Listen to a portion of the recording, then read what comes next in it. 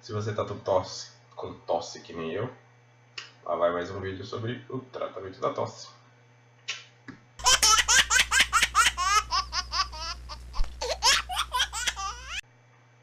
E aí, gente? Tava meio sumido ultimamente, tava meio cansado e fiquei com preguiça de gravar uns vídeos, mas estamos de volta. Atrasado, né? Mas pelo menos essa semana eu acho que vai ter 2 vídeos. Então vamos lá. Hoje sobre o que eu vou falar? Vou falar sobre tratamento de tosse. Basicamente, como que a gente faz o tratamento da tosse das crianças. Primeira coisa, tem que lembrar que se seu filho já tem alguma doença diagnosticada, tem rinite, tem asma, ou bronquite, ou alguma outra doença que gera tosse, que a causa mais provável da tosse é essa doença que ele já apresenta. Então, se ele tem crises de rinites frequentes, a mais provável da tosse é que seja rinite. Se ele tem crises de asma frequentes, o mais provável é que seja uma crise de asma. Tá? Então, esse é o padrão para você saber antes de mais nada. Isso nas crianças que têm alguma doença. Então, pede para o seu pediatra, pede para o seu médico, seja lá quem for que cuida dessa doença do seu filho, para deixar um plano de tratamento, ou seja, um papelzinho escrito o que fazer se seu filho tiver esse quadro recorrente. E daí você usa esse tratamento inicialmente para ver se ele não melhora.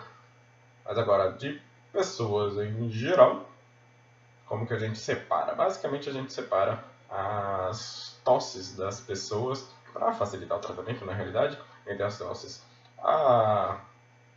alérgicas e reativas e as tosses infecciosas. Tá? Tosse infecciosa é muito mais comum do que as tosses alérgicas ou reativas.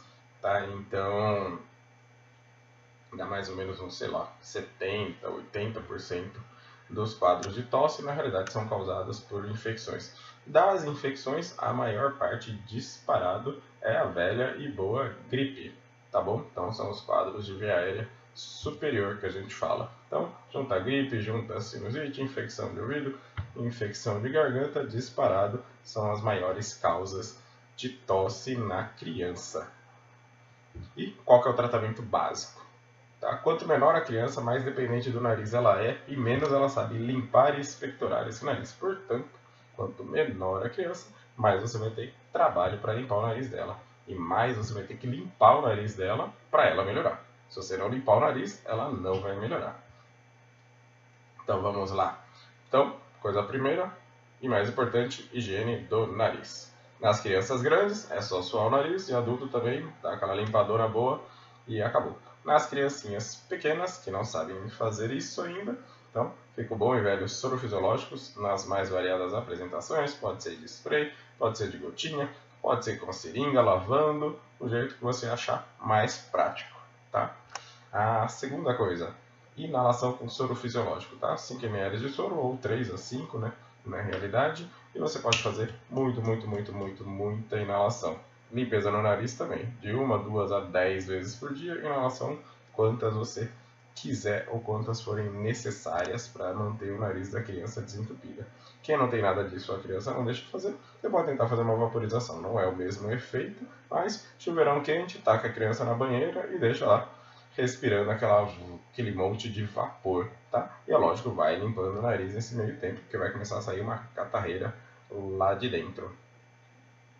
Terceira coisa que a gente pode usar nas crianças maiores de 6 meses, a gente pode usar um antialérgico para ver se não dá uma diminuída. A maior parte dos antialérgicos antigos, que nem o Polaramine e afins, tá? Eles têm uma capacidade de reduzir os sintomas de gripe, tá? Porque a gripe nada mais é do que uma rinite infecciosa, portanto, ele consegue reduzir uma parte dos sintomas, mais ou menos uns 30%, 40%. Então, diminui um pouquinho o tanto que o nariz escorre, diminui um pouquinho o tanto que o nariz fica entupido. Vai zerar a tosse? Não, não vai zerar a tosse, tá? Mas vai dar uma boa de uma melhorada. Então, esses aí são os tratamentos básicos, pode usar para basicamente todas as crianças em qualquer idade. A partir de 1 para 2 anos de idade, a gente pode usar mel como expectorante. Então, nas gripes, a gente pode usar melzinho, pode pegar uma colherzinha de chá e dar até 6, 8 vezes por dia para a criança. Podemos passar Vic, Vaporub, peito E no pé, um adendo, a gente tem o Vic Vaporub Baby, né, que no Brasil não é vendido, mas quem for viajar pode trazer para o Brasil ou importar esse Vic. Esse aí pode ser usado nos bebezinhos, tá? Mas ele é bem mais fraquinho, não faz tanto efeito quanto o Vic normal para desentupir o nariz. Nada de passar Vic perto do nariz, porque não pode, tá? Só do pescocinho para baixo. E a última coisa que a gente pode usar são os descongestionantes, ou seja, o que desentope de verdade o nariz da criança, tá? Esse daí a gente tem os orais, tá? Que é igual o Alegra D, temos o Deconjex, tem um monte desses remedinhos que tem fenilefrina ou qualquer coisa parecida com a fenilefrina, tá? E o problema dessas medicações é que elas podem dar arritmia, tá? Elas fazem um pouquinho de mal para o coração, então o ideal é não usar. E a gente tem os descongestionantes nasais, ou seja, são tópicos. Você espirra dentro do nariz. Tem nafasolina e um monte de outros aí também. Esse a gente recomenda usar a partir dos 4 anos de idade. O problema é que ele é viciante. Então, assim, eu particularmente não prescrevo nunca, porque já tive muito paciente que era viciado nessa medicação. Aliás, tem amigos adultos que são viciados nessa medicação.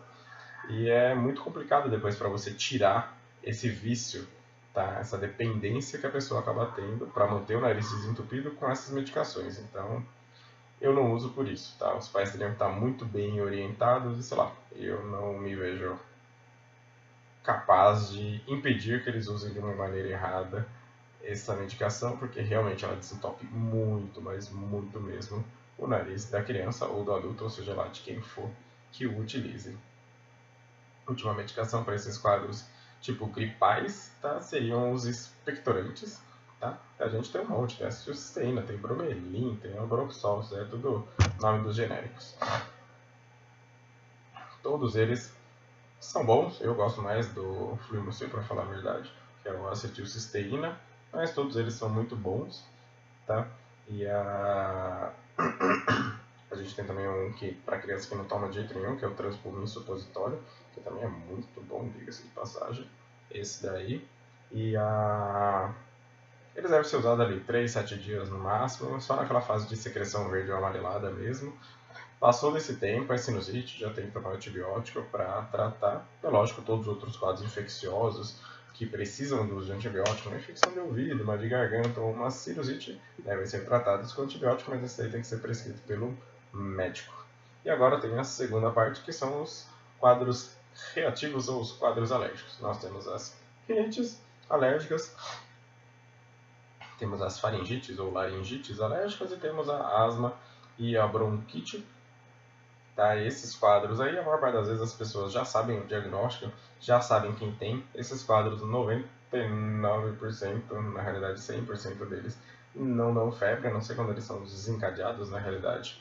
Esses são os quadros reativos por quadros virais, mas a maior parte deles não são desencadeados. Tá? E depois eu vou falar dos quadros reativos também mais para frente. Então, é tratar respectivamente a rinite, usar um antialérgico. Faringite é a mesma coisa, só tomar um antialérgico, preferencialmente um antialérgico que já tenha sido prescrito por um médico na dose adequada, ou seja, com aquele planinho de tratamento. E a última coisa,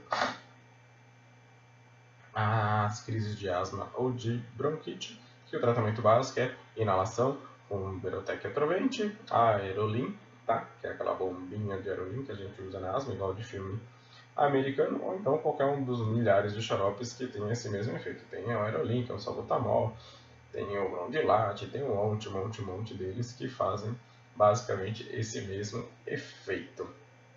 Tá? Então, se você já sabe que você tem seu filho tem uma doença, pede para o seu pediatra deixar já um plano de tratamento para você saber o que fazer, pelo menos inicialmente. E quando você deve levar no pronto-socorro ou no médico para ser avaliado. E os últimos são os quadros reativos, que pode ser um quadro geralmente relacionado a um quadro infeccioso, mas ele não é diretamente causado pela infecção. A gente tem aquela tossinha chata do final da gripe, que é um quadro reativo, tá? Fica aquele pigarrinho, aquela coisinha meio estranha na gente, e que é uma tosse meio seca, não tem mais secreção, não tem mais nada, é irritativo, assim, tá? Esse daí normalmente a gente usa, além da inalação, do soninho fisiológico no nariz, da hidratação do ambiente, que são que na realidade os que mais funcionam, junto com o mel, tá? a gente pode usar medicações como Antux ou então o Percof, que são inibidores da tosse. Esses remédios só podem ser usados basicamente quando não tem nada de secreção, tosse seca, seca, seca e não causada por quadros alérgicos. A gente usa os antialérgicos. Tá? Esses remédios eles podem dar um pouco mais de sonolência na pessoa e eles podem ter um risco maior de intoxicação. Então, por isso que a gente não usa à toa, além de reduzir o reflexo da tosse. A tosse é bom. A tosse protege a gente de ter algumas doenças, tá? Ele ajuda na expectoração. Então, se você dá um remédio que inibe a tosse e você está todo encatarrado, não é o ideal. O ideal é que você dê alguma coisa que fluidifique e que solte a secreção. E dos quadros reativos, a gente tem os últimos, são as crianças que fazem chiado no peito, isso daí pode acontecer até os 6 anos, relacionado com a gripe. Então, faz uma gripe e começa... Tá? Começa a chiar o peito. O tratamento desse é exatamente igual ao tratamento da bronquite. Então, Nação Berotec e Atrovente, Aerolin de bombinha, Aerolin ou qualquer outro xaropinho que seja com efeito parecido de xarope, além da prednisolona, prednisona ou qualquer uma dessas zonas da vida, que todas elas também fazem mais ou menos o mesmo efeito. Eu gosto da prednisolona só porque é uma vez por dia, da prednisona porque são uma vez por dia, eu acho mais fácil para você tomar ou dar para o seu filho, na realidade. Tá? Não se esqueçam do sinais de alerta quando a criança está com tosse, tá? Vou deixar o videozinho da falta de ar para quem ainda não viu. E as principais causas de tosse na criança pequena. Então vamos lá, vou separar nos menores de 2 aninhos, de 1 aninho de idade, vai. Vamos falar primeiro no primeiro ano, tá? Basicamente gripe em primeiro, bronquiolite em segundo, depois vem todas as outras doenças infecciosas, tá? Que pode ser uma otite, pode ser uma pneumonia e afins. Depois a gente tem dos 2 até mais ou menos os 4 anos de idade, de 1 até 4 anos de idade, a gente tem os quadros gripais, disparado ainda. O chiado já diminui bastante, mas ele ainda é bastante frequente nessa idade. Os quadros alérgicos começam a emergir, começam a aumentar cada vez mais o número de quadros alérgicos nas crianças, levando à tosse. E depois dos 4 aninhos de idade, a gripe e os quadros alérgicos já estão pau a pau, provavelmente com uma vantagem para os quadros alérgicos. Então as alergias já passam a ser as mais frequentes causas de tosse na criança, principalmente quando o antecedente alérgico é importante. As gripes ainda continuam importantes. Os quadros de chiado diminuem bastante, tá? A maior parte dos chiadores melhora até os 6 aninhos de idade, tá? Então é isso, gente. Então não se esqueçam, pode deixar seu joinha aí se gostou ou não gostou. Hoje eu realmente estou com sono, não foi um vídeo dos mais animados, tá? Mas espero que tenha ajudado quem estava com alguma dúvida. Beleza? Tchau, tchau. Quem gostou, comenta, dá like, se inscreve no canal. Forte abraço a todos e até o próximo vídeo.